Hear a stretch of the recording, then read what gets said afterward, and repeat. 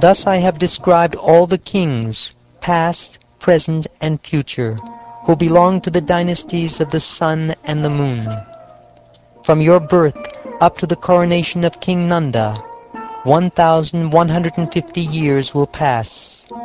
Of the 7 stars forming the constellation of the 7 sages, Pulaha and Kratu are the first to rise in the night sky.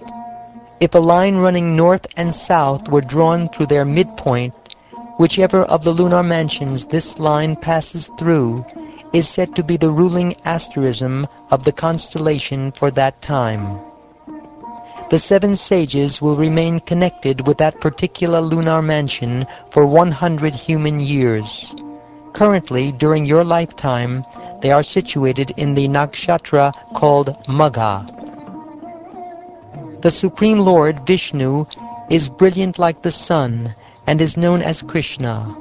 When he returned to the spiritual sky, Kali entered this world, and people then began to take pleasure in sinful activities. As long as Lord Sri Krishna, the husband of the goddess of fortune, touched the earth with his lotus feet, Kali was powerless to subdue this planet. When the constellation of the 7 sages is passing through the lunar mansion Magha, the age of Kali begins. It comprises 1,200 years of the demigods.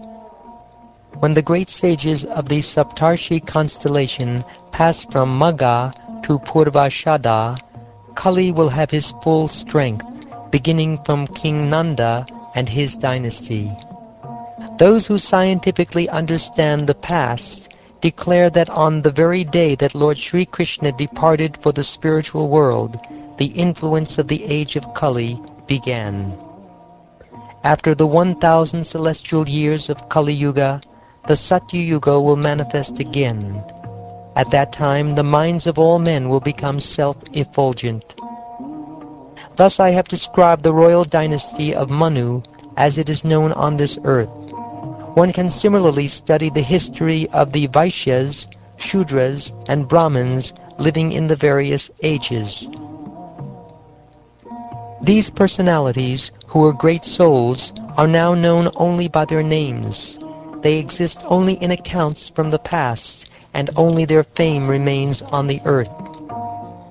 Devapi, the brother of Maharaj Shantanu, and Maru, the descendant of Ikshvaku, both possess great mystic strength and are living even now in the village of Kalapa.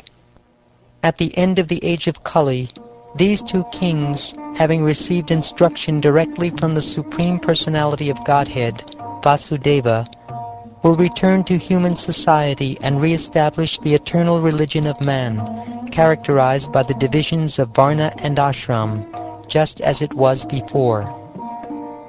The cycle of 4 ages, Satya, Treta, Dvapara, and Kali, continues perpetually among living beings on this earth, repeating the same general sequence of events.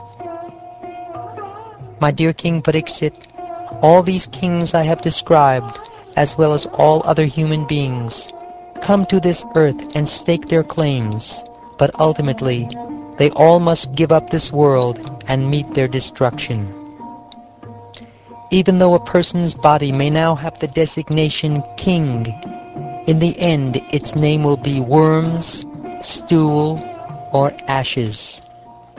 What can a person who injures other living beings for the sake of his body know about his own self-interest, since his activities are simply leading him to hell?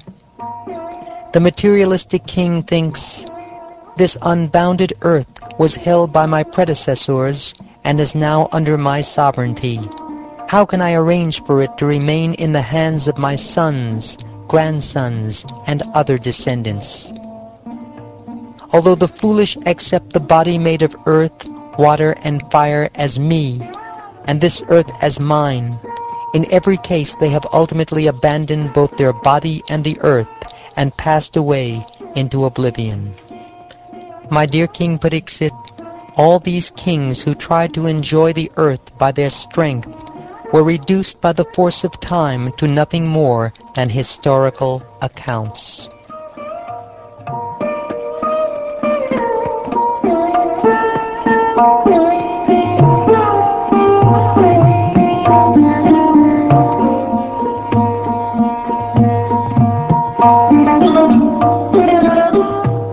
Thus ends the second chapter of the 12th canto of the Shrimad Bhagavatam, entitled The Symptoms of Kali Yuga.